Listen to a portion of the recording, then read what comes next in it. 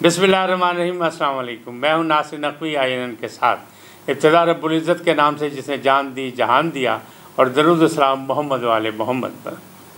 नाज़रीन, 17 जुलाई आई और तहलका मचा के गुजर गई। सियासी और पार्लिमानी तारीख़ में इतना बड़ा अपसेट न पहले कभी हुआ है और ना शायद कभी हो सके।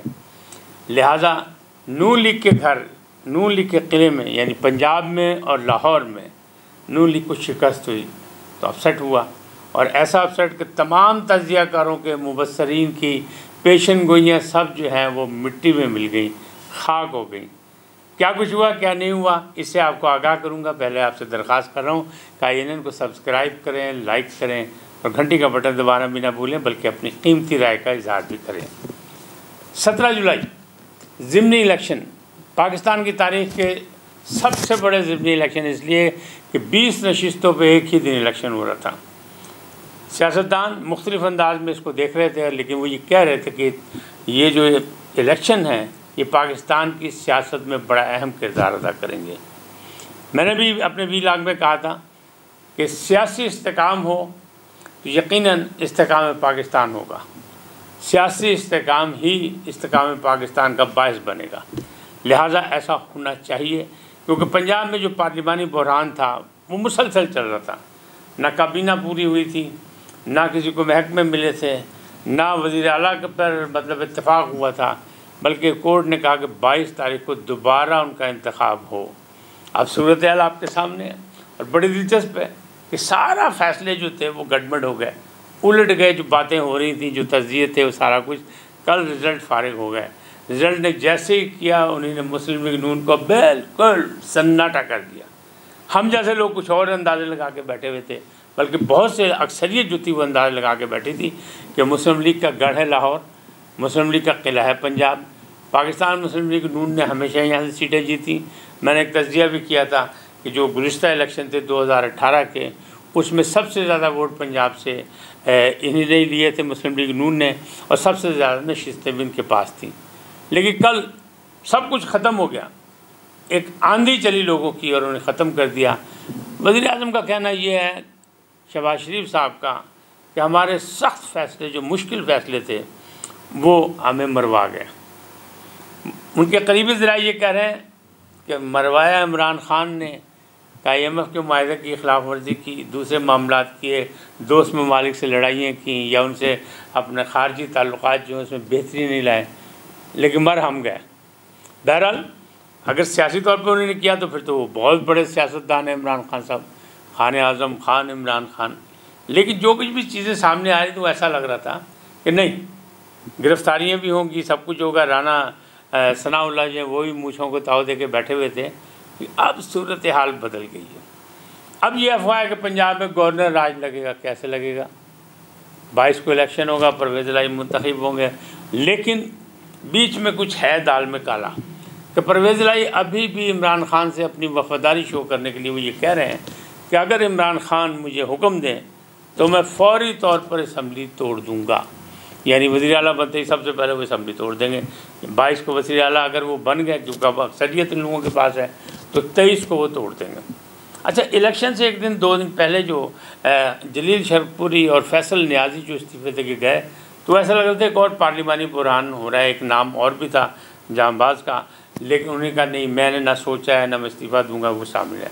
लेकिन ये 2 लोग जब इस्तीफ़े दे के गए PTI के पास, तो शरकपुरी साहब ने तो कमाल किया।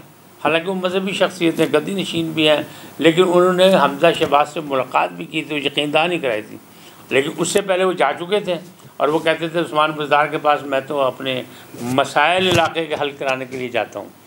तो तवीज़ लेने जानते सन, तो तवीज़ लेके आए, उसले उन्होंने काम कर लिया।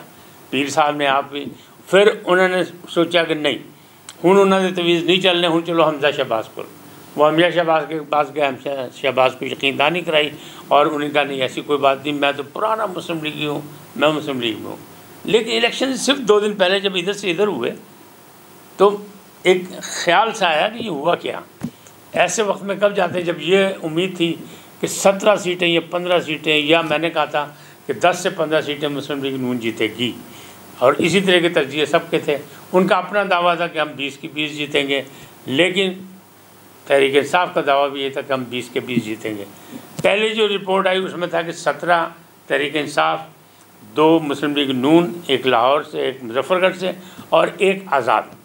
लेकिन आखिर जो फैसला हुआ हतमी जो अभी गैर सरकारी है उसमें जो नज़र आया वो ये है कि लाहौर की 3 सीटों समेत 15 नशिस्तें जो हैं तहरीक इंसाफ ने जीत लीं और उनकी अब पंजाब असम्बली में अक्सरियत हो गई। इमरान खान के नामजद वज़ीर आला जो हैं वो परवेज़ इलाही हैं। परवेज़ इलाही ने बड़ी मुश्किलात बर्दाश्त की, बड़ा कुछ हुआ। ऐसा लग रहा है वो जो मारपीट हुई थी उसमें मेरा ख्याल है कि शायद उनकी ही सुनी गई, अल्लाह मियाँ ने उनकी सुन ली कि उनके साथ जुल्म हुआ। हालांकि वो जो कुछ भी था, जय भी था, सब कुछ चीज़ें सामने आ गई थी कि मामला कुछ और थे, जान के हालात को ख़राब किया गया था सब कुछ। लेकिन अब तो वो जिद्दो करार पाए हैं, अब आप उनके सामने खड़े नहीं हो सकते। हाँ, नून लीग वाले और उनके इत्तेहादी जो हैं वो जाएंगे असम्बली में, जाके अपने हस्ब इख्तिलाफ का किरदार अदा करें।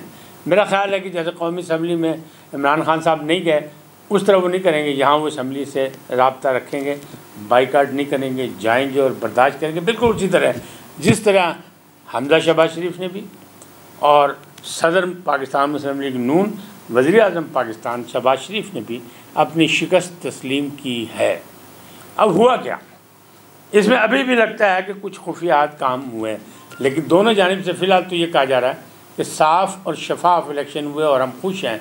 इलेक्शन कमीशन पर भी उसे साफ़ और शफाफ कराए, इसलिए कि शहबाज गिल को भी पकड़ लिया गया कि उनके साथ FC के लोग थे, और दूसरे जगह भी जो छोटी मोटी मार कुटाई हुई उसका भी इंतज़ाम किया गया, पुलिस के इंतज़ाम अपने थे। लेकिन एक किरदार है साबिक़ DG ISI, वो जो थे वो कहीं देखे गए मुख्तलिफ़ जगह पे, अब्बासी साहब, ज़हीरुल इस्लाम अब्बासी साहब, और उन्होंने ये वही हैं जिन पे इल्ज़ाम है कि उन्होंने 2014 में तहरीक इंसाफ को पुष्ट पनाही की या उनको खड़ा किया या उनके पीछे हाथ रखा, चल बेटा चढ़ जा सूली थे, अल्लाह राम भली करेगा, तो वो वाला मसला था। तो वो यहाँ भी देखे गए।